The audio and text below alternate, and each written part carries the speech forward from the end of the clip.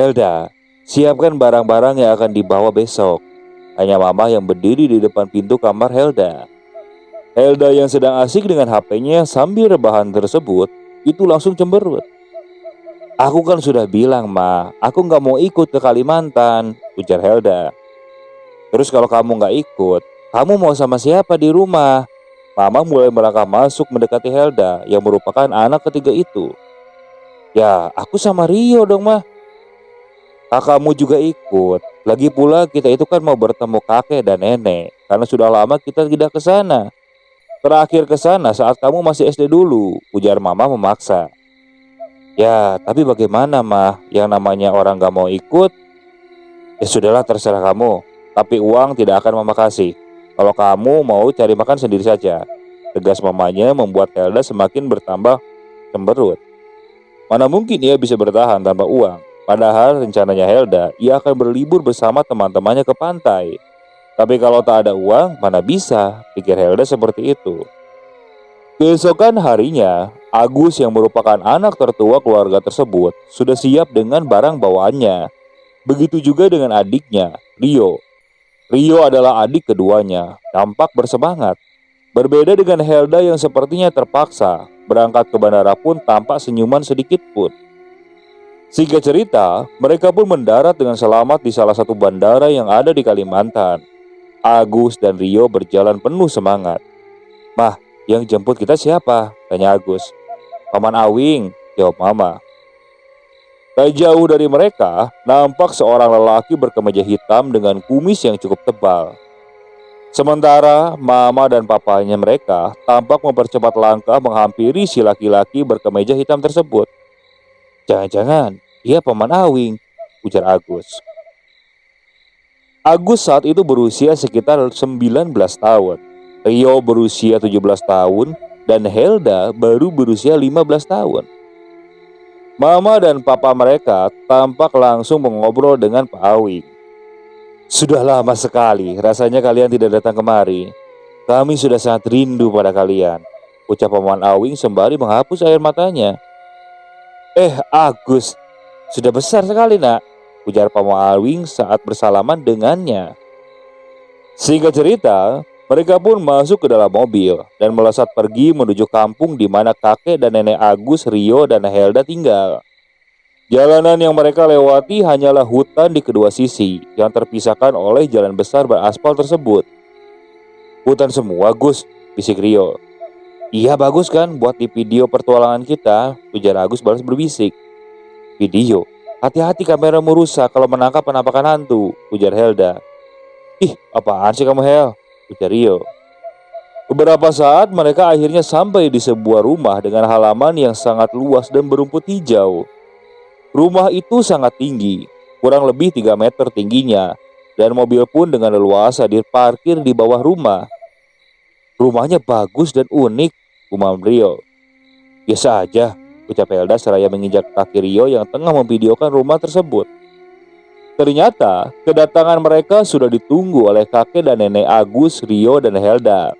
Air mata haru dan bahagia pecah di antara mereka. Dan akhirnya tibalah giliran Rio untuk bersalaman dan berpelukan dengan kakek dan neneknya. Rio mulai berakting, ia menangis dan memeluk erat kakek dan neneknya bergantian. Ini nenek dan kakekku, orang Kalimantan. Aku bahagia sekali bisa bertemu dengan mereka. Aku pernah bilang kan guys, kalau aku itu rela mati dengan bertemu nenek dan kakekku tercinta ini. Dan sekarang aku sudah bisa bertemu dengan mereka. Terima kasih untuk doanya guys. Jangan lupa ya, like dan komen ya guys. Jangan lupa cerita pengalaman kalian bertemu dengan orang-orang tercinta. Belum selesai memvideokan, tiba-tiba sebuah tamparan mendarat di pipinya Rio. Kalau mau videokan, setidaknya ngomong dulu. Kaki itu tidak suka divideokan. Terus, kamu kalau ngomong di depan orang tua harus sopan. Mendadak, suasana menjadi canggung. Dan kakeknya akhirnya memilih untuk pergi. Dan Rio dimarahi habis-habisan oleh mama dan papanya. Tak berapa lama kakeknya kembali membawa sekeranjang buah rambutan yang berwarna merah dan segar. Nanti kalau mau videokan ngomong dulu, biar kakek siap-siap. Jangan pas kakek lagi nangis kamu videokan, itu kurang pantas. Jadi maaf ya kalau sampai tadi pipi kamu kakek tampar. Ya nggak apa-apa kek, Rio yang salah, ujar Rio seperti itu.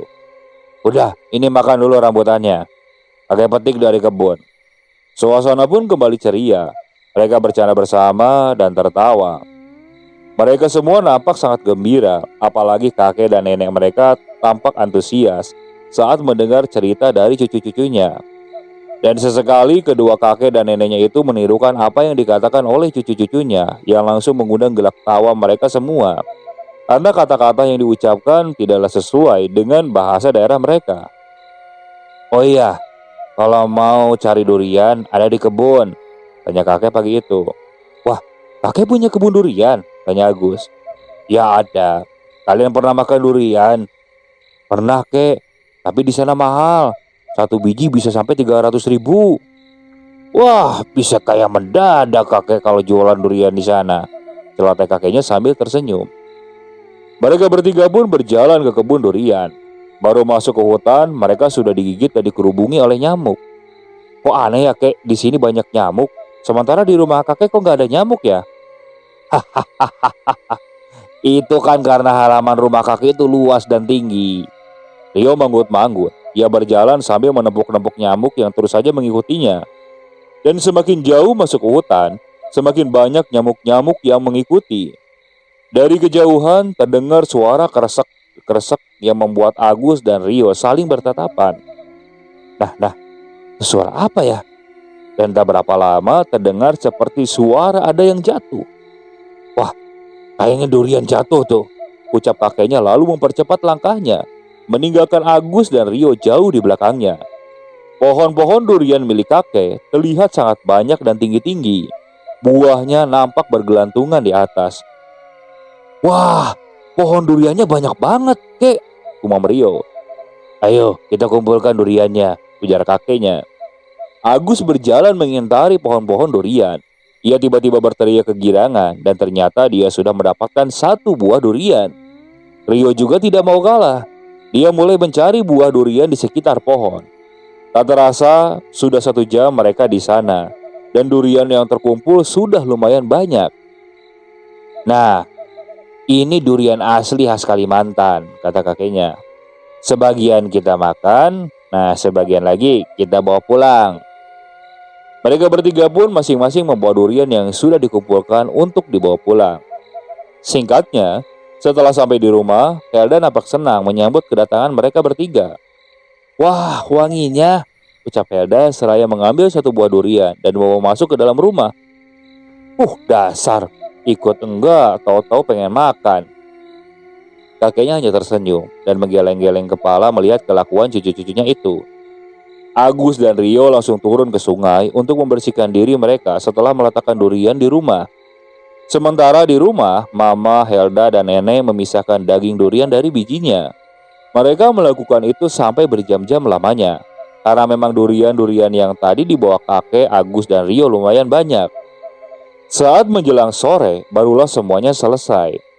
Kakek lalu menghidupkan api di bawah rumah dan memasang sebuah kuali yang sangat besar di atas tungku. Api itu juga tidak kalah besar saat dinyalakan. Setelah kuali panas, kakek menuangkan semua durian yang sudah dipisahkan dari bijinya tadi ke dalam kuali. Lalu setelah itu kakeknya mulai mengaduk-aduk durian tersebut. Kakek lelah, cepat teruskan itu. Mengaduknya ada di sana, ujar kakeknya seraya duduk menyulut rokok ampannya. 1 jam pun berlalu. Durian tadi sudah dimasukkan dalam kuali sudah mulai berubah warna. Tapi kata kakek itu belum bisa disebut lapuk. Jadi mereka berdua harus terus mengaduk sampai lama. Durian itu semakin berat untuk diaduk. Teksturnya pun yang tadinya lembut berubah menjadi mengental dan keras. Aroma khas lampuk mulai tercium wangi. Singkat cerita, lampuk itu pun sudah jadi dan siap dinikmati. Agus dan Rio tampak senang. Tak lupa mereka membanggakan dirinya yang bisa membuat itu. Tak terasa, sudah 5 hari mereka di sana. Helda juga nampak bahagia dan senang berada di sana. Tidak seperti waktu pertama kali datang. Kek, mau kemana? Kok itu bawa-bawa kayak sesajen?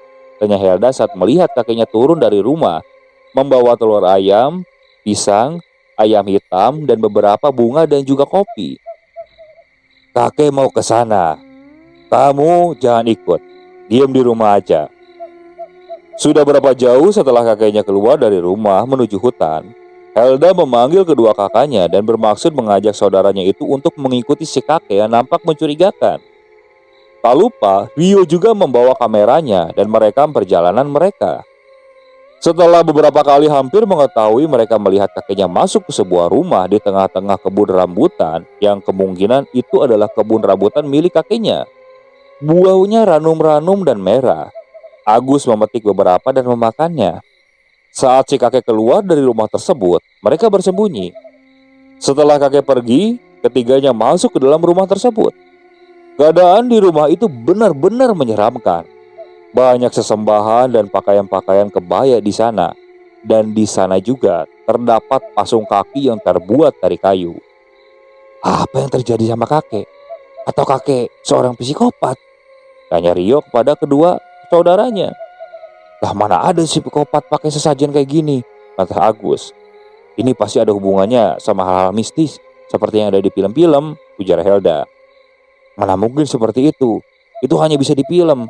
Dan meskipun ada, itu tidak ada di sini. Tidak pada kakek kita, bantah Agus lagi. Halo kawan, ini rumah kosong dan terlihat menyeramkan kawan. Tadi kakek masuk ke sini dan meletakkan sesajen di dalam rumah ini.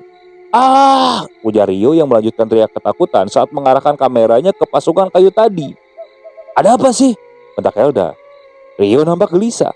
Napasnya naik turun. Ada apa? Tanya Agus. Itu.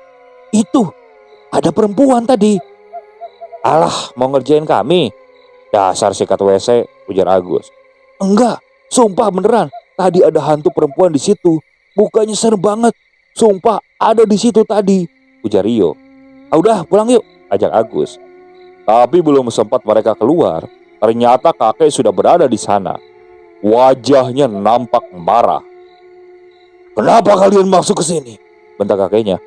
Maaf kek, tadi kami mengikuti kakek sampai kemari. Kami penasaran sama apa yang kakek lakukan di sini, makanya kami masuk, jawab Agus. Tidak seharusnya kalian masuk ke tempat ini. Dasar tidak punya sopan santun. Cepat keluar dari sini. Mereka bertiga bingung. Kenapa kakeknya sangat marah hanya karena mereka masuk ke rumah kosong yang berisi sesembahan itu. Sesampainya di rumah, kakeknya menanyai Rio tampak berbeda dari biasanya. Kalian sudah mengusiknya. Kalian sudah melihatnya. Kalian sekarang harus pulang. Pulang, teriak kakeknya. Raut wajahnya nampak sangat marah, takut dan gelisah. Ada apa ini mbah?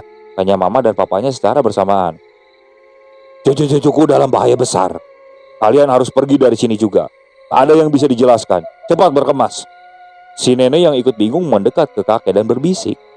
Lalu setelah kakek mengatakan sesuatu dengan cara berbisik juga, si nenek nampak menutup mulutnya. Tatapannya seketika berubah. Ayo, cepat. Kalian harus kembali hari ini juga, ujar neneknya. Dengan terpaksa dan penuh kebingungan, Papa, Mama, Rio, Agus, dan Helda pun mulai mengemasi barang-barangnya. Sementara kakeknya pergi ke rumah Pak Awing. Beberapa saat kemudian, sebuah mobil sudah sampai di halaman rumah tersebut. Pak Awing juga berbeda dari yang sebelumnya. Di perjalanan, Pak Awing cuma diam dan sesekali menghela napas panjang. Kalian memang harus pulang. Kenapa? Emang apa sebenarnya yang terjadi? Kami bingung kenapa kami diusir. Padahal sebelumnya Abah bersikap baik-baik saja, ujar mamanya. Kalian tidak tahu apa yang terjadi sebenarnya di sini. Dan Abah melakukan ini semua demi kebahagiaan kalian. Dia tidak ingin anak-anakmu celaka, ujar Pak Awing yang membuat mereka pertama bingung. Kalau begitu jelaskan. Ada apa sebenarnya? Bentak Papa kepada Pak Awing. Aku tidak bisa. Papa tampak kesal saat itu. Suasana kembali hening. Hanya gerudak-geruduk mobil yang melewati lubang-lubang di jalan saja yang sesekali menimbulkan bunyi. Mereka semuanya nampak hanyut dalam pikirannya masing-masing. Tak dirasa, akhirnya mereka sampai di bandara. Aku harap kalian jangan pernah kembali lagi kemari, ucap Pak Awing. Paman, sebenarnya ada apa? Kakek marah dan mengusir kami hanya karena gubuk yang penuh dengan sesembahan itu kami masuki. Sesayang itukah kakek dengan sesembahan itu hingga akhirnya kami diusir begitu saja? Ujar Agus yang tadi hanya diam. Kamu tidak akan paham apalagi percaya, Gus. Ini semua di luar akal sehat kalian. Kalian tidak akan percaya karena kalian tumbuh dibesarkan di kota dan diajarkan untuk tidak mungkin mempercayai hal-hal semacam ini. Satu lagi, kakek kalian itu sangat sayang terhadap kalian. Dia tahu betapa besar bahaya yang mengintai kalian setelah kalian berinteraksi dengan perempuan itu. Ini semua dia lakukan untuk melindungi kalian, ujar Pak Awing. Tiba-tiba Pak Awing langsung masuk dan menutup pintu mobilnya. Ia lalu berlalu meninggalkan mereka semua yang nampak kebingungan dan kesal. Hari-hari pun berlalu. Seminggu setelah mereka kembali ke kota dan kembali beraktivitas seperti biasanya, ada sebuah telepon dari kampung yang mengabarkan bahwa kakek sudah meninggal dunia tadi malam, tepat di malam Senin. Mama langsung shock saat mendengar kabar tersebut. Ini pesan terakhir Abah. Kalian tidak harus kemari lagi, karena jenazahnya akan segera dimakamkan. Ujar suara di seberang sana masih terdengar. Namun Mama hanya terdiam dan hanyut dalam tangisan kesedihannya. Dengan tangan gemetar, Mama menelepon Papa, Agus, dan Rio, dan juga Helda yang sedang berada di luar bersama teman-temannya. Mama terduduk sambil menangis. Ia tak menyangka bahwa abahnya akan pergi untuk selamanya. Kita harus ke rumah kakek, usul Agus. Pamanmu bilang, pesan terakhir kakekmu mengatakan bahwa kita tidak harus kembali ke sana, isak mamanya. Itu paling akal-akalan paman saja. Dia pasti ingin menguasai harta kakek seorang diri. Kalau memang dia mau seperti itu, ya katakan saja kalau kita tak butuh harta warisan dari kakek, ujar Agus. Aku tak mau ke sana lagi, ujar Heda yang langsung ditanggapi anggukan oleh Rio. Itu kakek kita. Kalian ingat betapa indahnya kebersamaan kita saat bersama dengan kakek. Sekarang keputusan ada pada Papa dan Mama. Tapi yang pasti aku akan pergi ke sana sendirian. Aku akan menggunakan tabunganku untuk sampai ke sana, ujar Agus lagi. Mereka pun melarang kita ke sana, Gus. Kita harus benar-benar tenang. Ingat, itu pesan terakhir kakek. Alah, Mah. Cobalah berpikir jernih, Mah. Itu pasti akal-akalan Pak Awing biar bisa menguasai warisan kakek sendirian. Dan kita ke sana untuk kakek, memberikan penghormatan terakhir pada kakek, bukan untuk warisan tersebut, kata Agus. Akhirnya, hari itu pun mereka memesan tiket pesawat. Singkat cerita, setelah mendarat di Kalimantan, mereka bergegas mencari taksi. Mata Mama nampak bengkak akibat menangis terlalu lama. Setelah taksi didapat, mereka langsung meluncur menuju kampung kakeknya. Di jalan, Rio nampak gelisah. Sesekali matanya melotot menatap ke pinggiran jalan. Sesekali dia nampak ketakutan hingga napasnya berat terdengar. Saat taksi yang mereka naiki tersebut parkir di luar halaman, nampak banyak sekali orang-orang di rumah ataupun di bawah rumah kakek. Pandangan orang-orang itu mengarah kepada mereka yang baru turun dari taksi. Saat melangkah menaiki tangga rumah, Pak Awing sudah menghadang langkah mereka di atas. Apa kau tak dengar kalau aku katakan kalian tak harus kembali ke sini? Tanya Pak Awing marah. Kami hanya ingin. Mama menangis sebelum menyelesaikan perkataannya. Maaf Paman, aku tahu ini tidak sopan. Tapi kami kemari hanya untuk kakek, tidak untuk harta warisannya, ujar Agus. Jadi tolong, izinkan kami masuk. Pak Awing menghela napas panjang. Ia tak menyangka kalau keponakannya itu akan berkata seperti itu. Di dalam rumah, mereka mencari nenek dan ternyata nenek ada di dalam kamar. Nenek sangat kaget melihat kedatangan anak dan cucu-cucunya. Kenapa kalian kembali? Kakek kalian bahkan merelakan nyawanya agar kalian tetap aman. Tapi kenapa kalian malah kembali? Isak neneknya. Agus menghela napas panjang. Ia benar-benar muak dengan perkataan paman atau neneknya. Mereka melarangnya kembali ke kampung ini, tapi sama saja mereka tidak menjelaskan alasan kenapa mereka tidak boleh kembali. Kalau begitu jelaskan, Nek. Kenapa kami tidak boleh kembali ke sini? Padahal sebelumnya kalian terlihat bahagia menyambut kedatangan kami, ucap Agus. Ceritanya panjang. Aku tidak yakin kalian akan memahaminya. Ceritakan saja, Ma. Biar mereka puas, ujar Pak Awing dari arah pintu. Nenek menghela napas panjang, lalu menyapu bekas air matanya. Perempuan itu bernama Sitanung. Dulu sekali sebelum kakekmu menikah dengan nenek, si Tanung dan kakekmu lebih dulu berpacaran. Tapi kata kakekmu, si Tanung itu adalah gadis yang buruk. Bahkan dengan tega membunuh keluarganya hanya karena keluarganya tidak merestui hubungan dia dan kakekmu. Setelah itu, si Tanung menenteng kepala ayahnya untuk menemui kakekmu dan mengatakan bahwa tak ada lagi yang menghalangi cinta mereka. Tapi bukannya menikah dengan kakekmu, si Tanung malah ditangkap dan dikurung oleh warga karena sudah dianggap tidak waras. Ya memang kalau dipikir-pikir, hanya orang yang tidak waras akalnya yang tega menghabisi keluarganya sendiri hanya demi menikah dengan seorang lelaki. Si Tanung dikurung dan diikat dan dipasung kakinya. Setiap harinya dia hanya diberi makanan sekali sehari. Sampai beberapa tahun dia berhasil mengelabui salah satu orang yang bertugas memberi makan kepadanya untuk membuka ikatan pada tangannya. Dan hasil setelah dibuka, si Tanung menyerang orang itu dan membuka pasungan kayu di kakinya. Lalu dia berlari mencari keberadaan kakekmu. Pada saat itu, kakekmu sudah menikah dengan nenek yang sudah memiliki dua anak, yaitu ibumu dan Pak Awing. Entah bagaimana caranya si Tanung akhirnya menemukan tempat tinggal kami. Dia masuk dan menyandra ibumu. Dia mengamuk setelah tahu kalau kakek sudah menikah. Kakekmu coba menenangkan dan berjanji jika si Tanung mau melepaskan ibumu, maka kakekmu akan mulai semuanya dari awal lagi dengan si Tanung, seperti apa yang si Tanung inginkan.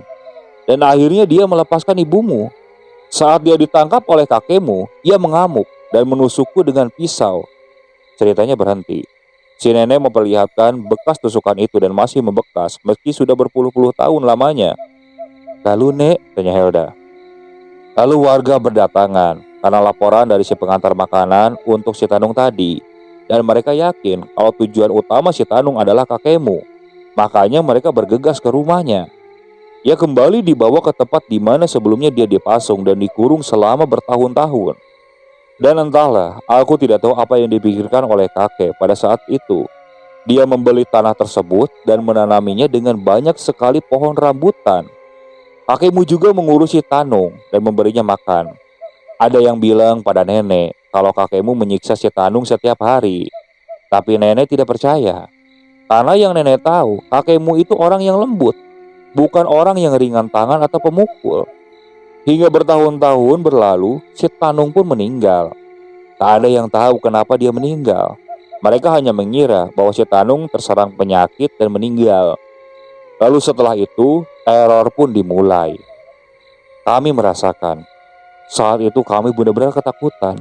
Ibumu sakit dan menangis setiap malam. Begitu juga dengan Pak Awingmu. Kami sudah melakukan banyak hal untuk menghentikan teror tersebut.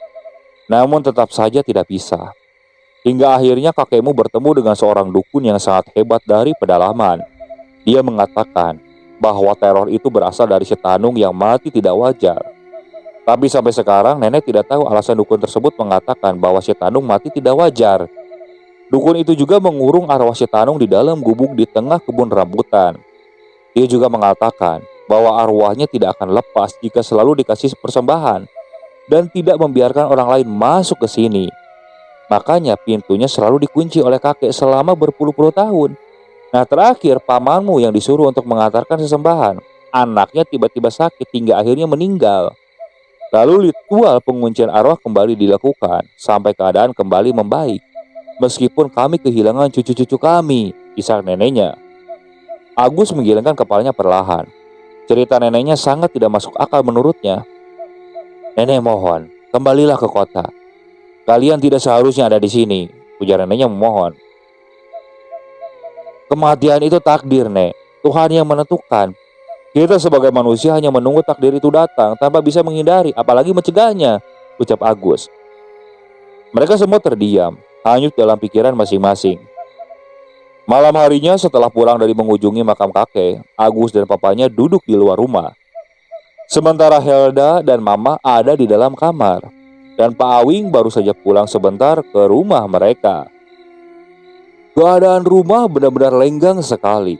Hingga tiba-tiba terdengar suara teriakan dari arah kamar yang ditempati oleh Rio. Papa dan Agus langsung berlari masuk ke dalam rumah. Mereka langsung menuju kamar Rio, begitupun dengan Mama dan Helda. Tapi di dalam kamar sudah kosong, tak ada siapa-siapa. "Rio, Rio!" teriak Agus. "Jangan main-main, Rio!" ujar papanya. "Wah, apa Hel? Itu di kamar nenek ada suara," tunjuk Helda. "Kamu cari Rio ya, Gus," ujar papanya sebelum berjalan keluar menuju kamarnya nenek. Saat pintu dibuka, nampak Rio sudah berada di atas tubuh nenek dengan sebilah pisau, bersiap menusuk pisau itu kepada nenek. "Rio, apa-apaan kamu?" bentak papanya seraya mendekati Rio. Namun saat tangan papanya ingin menarik Rio dengan kecepatan kilat, Rio lalu melukai tangan papanya dengan pisau yang dia pegang. Darah langsung keluar mengucur. "Gus! Agus! Agus!" teriak mamanya yang sedari tadi menyaksikan di ambang pintu. Agus yang memang pintar bela diri langsung mengambil tirai kain di depan pintu kamar nenek. "Lepaskan pisau itu, yuk!" bentak Agusnya. Rio hanya tertawa. Lalu Rio mulai menyerang Agus, tapi Agus dengan mudah menghindar. Merasa serangannya hanya mengenai angin, Rio turun dari tubuh neneknya. "Bangsat kau!" Jangan ngomong kasar." Agus kembali diserang. Kali ini giliran Agus yang terkena sabetan pisau di lengannya. Agus beringis. Lalu dengan kemarahan yang sudah benar-benar memuncak, Agus menendang perut Rio hingga tersungkur. Tiba-tiba Rio terbatuk dan memuntahkan darah yang sangat banyak. Agus mulai cemas. Yuk, kamu gak apa-apa kan?" tanya Agus panik. Sementara Mama dan Helda masih takut untuk masuk ke dalam kamar. Nenek berusaha bangun. Luka sayatan di bagian pipinya terlihat menganga. "Dia kerasukan. Cepat pergi ke rumah Awing," nenek menyuruh Agus. Percikan darah sudah ada di mana-mana di lantai kamar tersebut. Belum lagi luka di lengan Agus yang sudah sangat sakit sekali. "Kamu jaga mereka, Hel," ucap Agus saat akan pergi. Namun baru sampai di pintu, Agus melihat kabut yang begitu tebal dan pekat di luar. Belum lagi suara-suara aneh binatang dari kejauhan. Agus mundur. Ia mengingat-ingat bahwa tadi saat ia keluar rumah, kabut itu belum ada. Tapi kenapa sekarang ada kabut yang begitu pekat dan benar-benar tebal? Di situ Agus berdoa. Saat dia sampai di depan kabut tersebut, Agus coba masuk.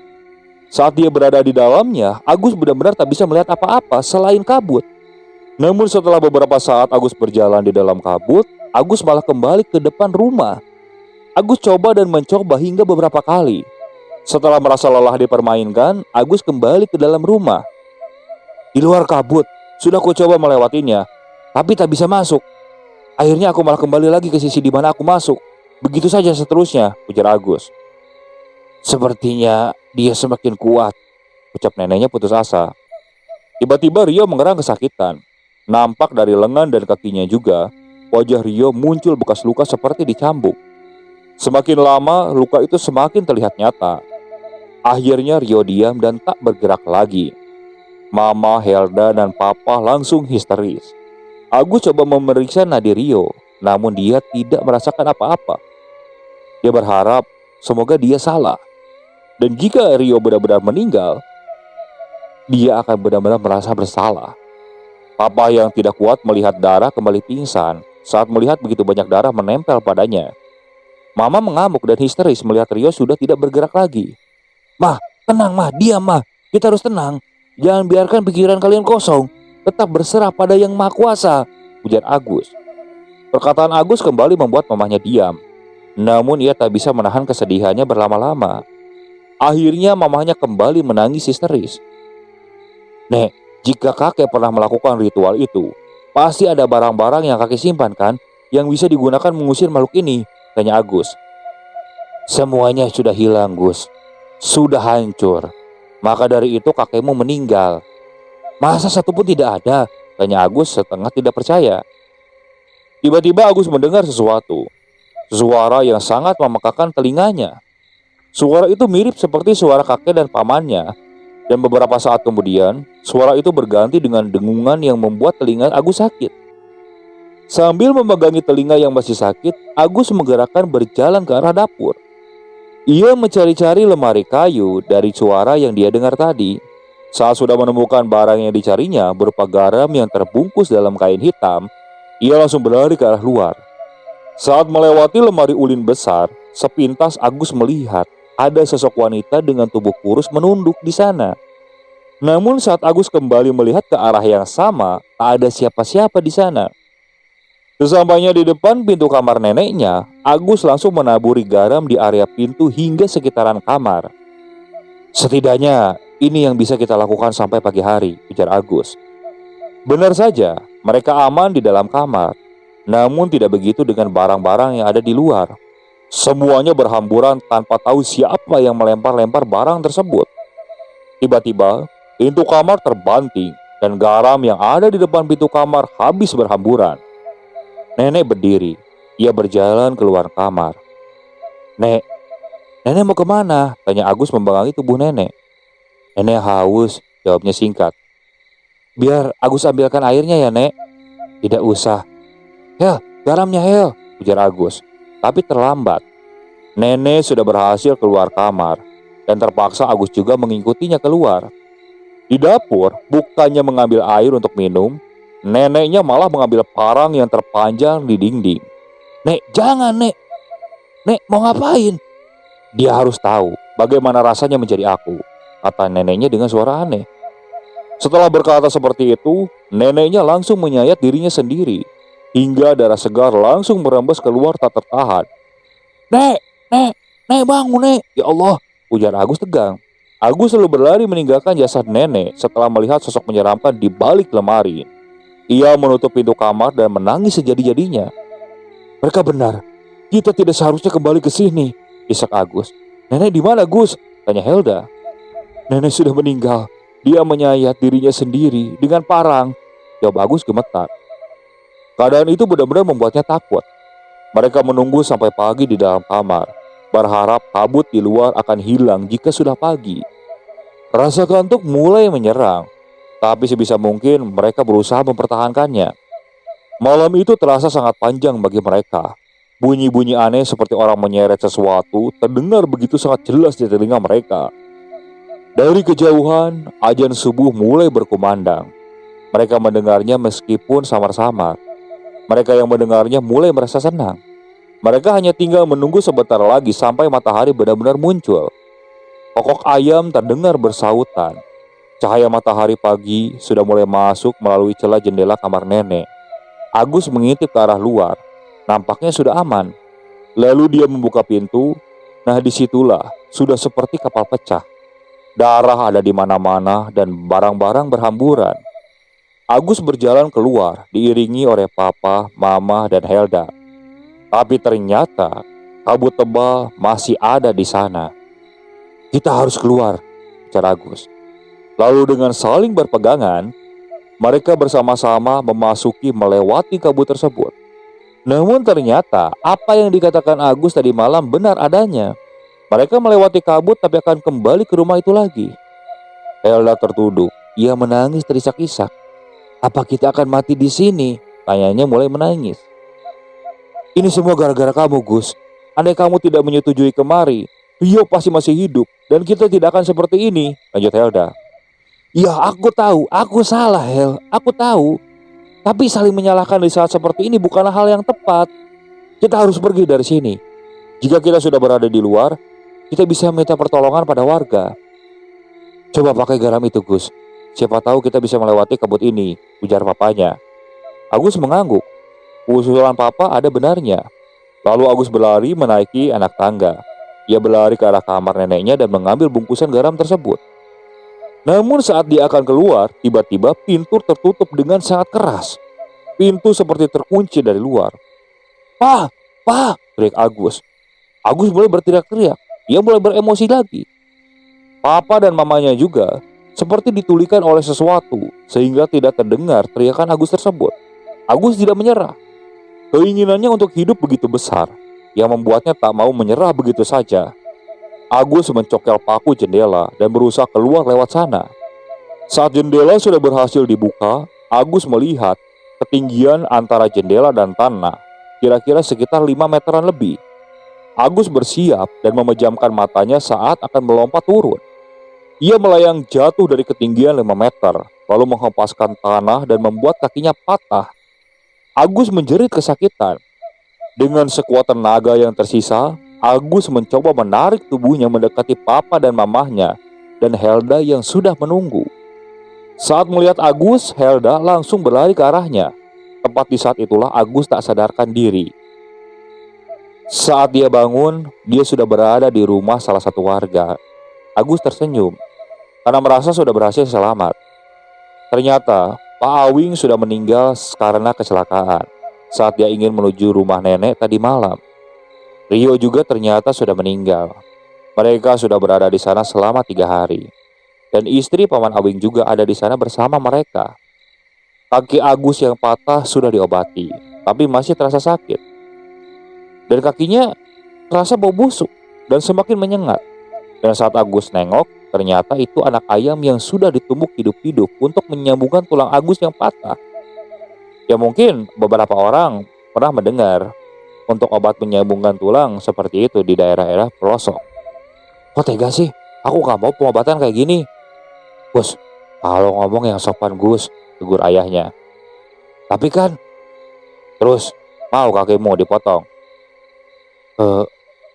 Agus pun lalu terdiam.